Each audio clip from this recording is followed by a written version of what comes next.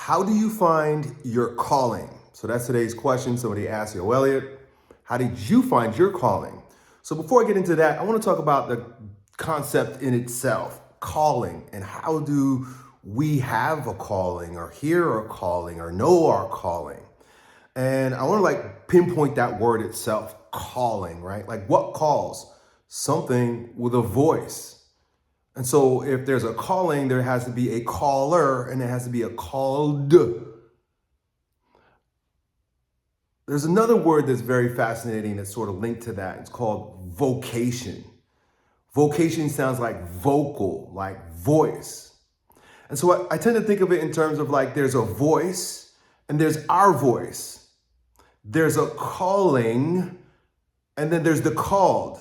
So there's always got to be two parts of it. To know your calling means you've got to be able to listen for a call or for the voice. But also it is expressed in our vocation, our being called to something. You actually have to do something. That's why it's called a vocation. What's your vocation? So I understand your question because a lot of us, first of all, can't hear anybody or anything calling.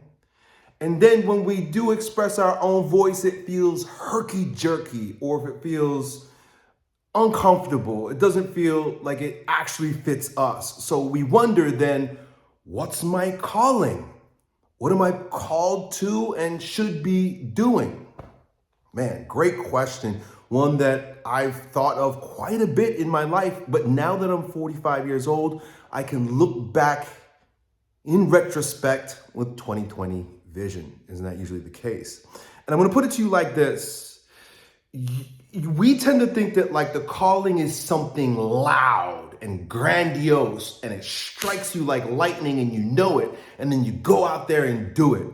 For some people, that might be the case. I haven't met any of those people. The calling usually is very present.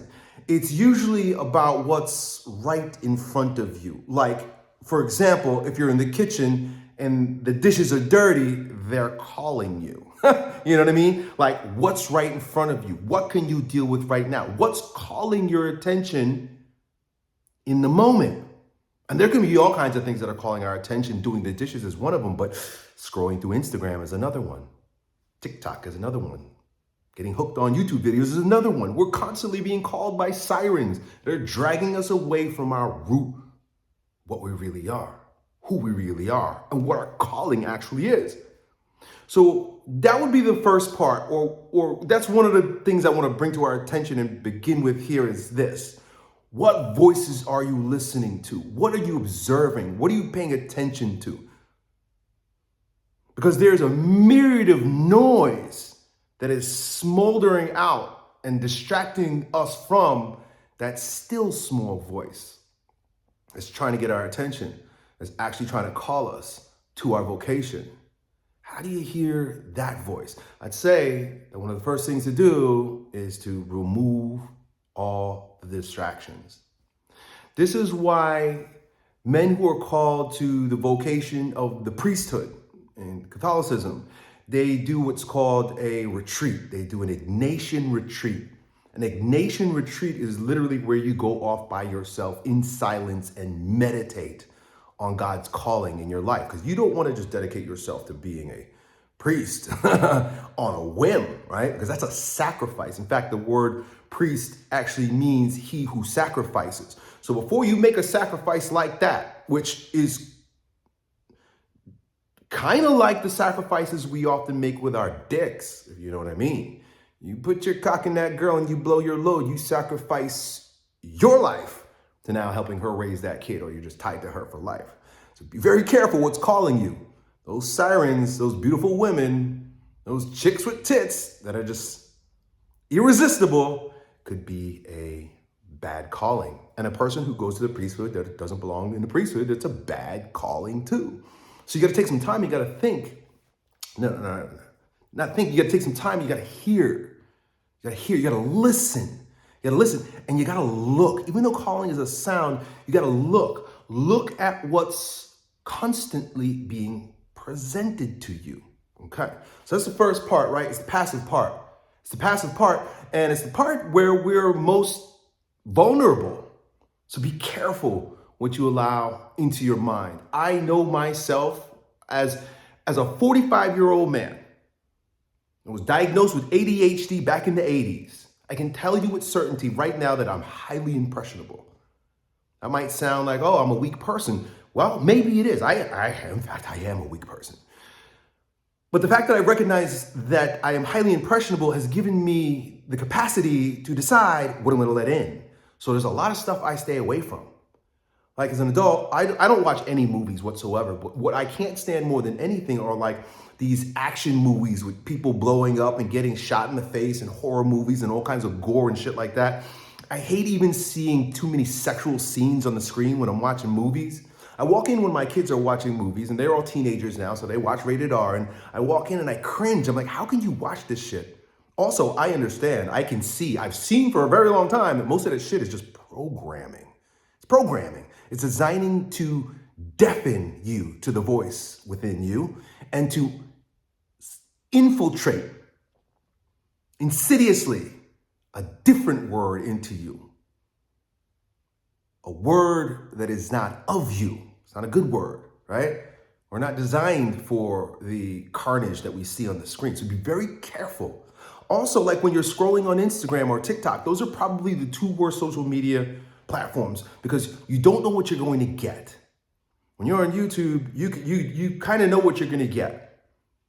And it doesn't flash itself right in front of you. But if you go on your Explore page, you don't know what kind of demon is going to flash in front of your eyes. And once it imprints, it's in your conscious, it tattoos itself in there. I have like kind of that phobia against things that look icky, right? And I know, like patterns, weird looking patterns. And so does my daughter. It's strange. I was scrolling through Instagram the other day and I saw this, like a person with their leg. It looked like there was like barnacles on their leg and they were splashing water on it. It just looked so nasty and disgusting. It cringed me on the inside and I couldn't get this thing out of my fucking head for at least an hour. Now that I think about it too, I still fucking cringe. Careful, fellas, what you allow into your consciousness. Now, voice, your vocation, your voice. Now, remember, these two things, they work together. Being able to hear and being able to speak are the same. They work together. You are like a conduit for the voice of God. You got to be able to hear God and let him out through your mouth, through your expression. So your calling has something to do with what you notice objectively you repeatedly do. You repeatedly do. You are comfortable doing. It makes sense for you to do. You're built to do. And make no mistake about it, fellas, we're all built to do something. We're all built with a particular gift. The problem is we're looking at other people's gifts. We're getting distracted by all kinds of shit. I'll tell you this about me. You asked me about me and my calling. And I've struggled with this. It may seem strange to you that I struggle with this. But my calling is to do this.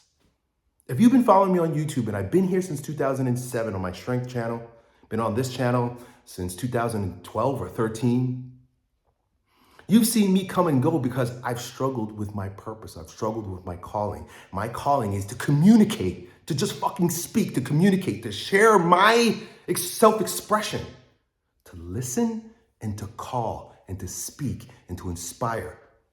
That's my calling. And there are times that I rejected my calling. You might say, oh, Elliot, doesn't everybody want to be famous on YouTube? Everybody wants that. How could you not want that? I didn't want it. I got tired of getting feedback from people, reading comments, people making videos about things that I've said and didn't say, and that they like me, they don't like me. All that really bothered me. It hurt me. It touched wounds in my soul. So, but that's kind of the way it works with your vocation. That's another thing. We think that like our vocation is going to be something, or our calling is going to be something that's pure delight. But you might find your calling. You might know your calling. Your calling might be right in front of your fucking face, but you're like, ugh, I don't want it. I know my calling in retrospect because I look at my life. What have I done? Time I was a kid, I was a yapper. I was laughing all the time, making jokes. The teachers that They're the ones that determined that I had ADHD, and they gave me Ritalin as a kid to shut me up because I just couldn't stop having fun while the teachers were up front talking a bunch of shit that the kids didn't care about. I had the kids bawling, laughing. I'd get up and do whatever I wanted, right? Just like I do right here now. I do and I say whatever I want.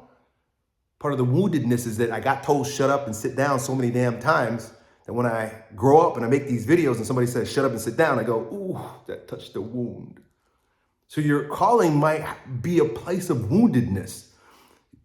But where the wound is, so is the womb. That's where we grow, right? So it may be right in front of you, or you may be chasing the wrong voice, chasing the wrong calling because you see somebody else doing something. You got envy. I don't want to use envy. Jealousy. You have FOMO. You think that I need to do what all the other cool dudes are doing. And I've gotten that too. I started making YouTube videos that were highly edited, trying to make fancy thumbnails and shit. And I'm like, that's what the new kids are doing. I'm the OG here. I set the pace and I'm following their lead. I got lost. So my man, I'd say 80% of the game is what voices are you listening to from the outside and from the inside? And then what have you been doing? Usually what you've been doing is what your calling is, whether you like it or not. Look at your life and see, where have I naturally flourished? What do I naturally have a knack for, an ability for? Something that I can do or provide, or better yet, because we live in an economic focused world, we're always thinking in terms of like, how can I make money, right? That's another part of it. Like I realized this is my calling and it got tied to money, and then that made it all kinds of convoluted. They don't have to be connected. In fact, a lot of times it sucks if they're connected. If you make money with your calling, then you got too much karma associated with it because now you got the money issues, right? It's even better if they're separate.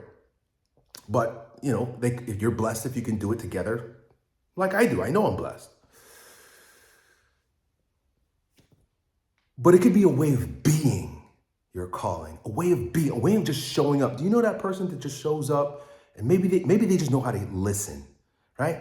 There's no extroversion. There's no speaking. There's no self-expression like you see Uncle E, me. There's just a very good listener. Ralph Waldo Emerson says that just by planting a beautiful garden patch, and you're making the world just a little bit better, you are fulfilling your purpose as a man. So don't overthink it. Don't look for things that are grandiose. Don't look at what other people are doing. Look at what's calling you right now. What's right in front of you. And what I said earlier ain't wrong. Jordan Peterson says, make your bed. I say, do the dishes. Clean up your space. Do the shit that's left undone that's all around you now, and that will open your vision. Hope that helps, dude. Done.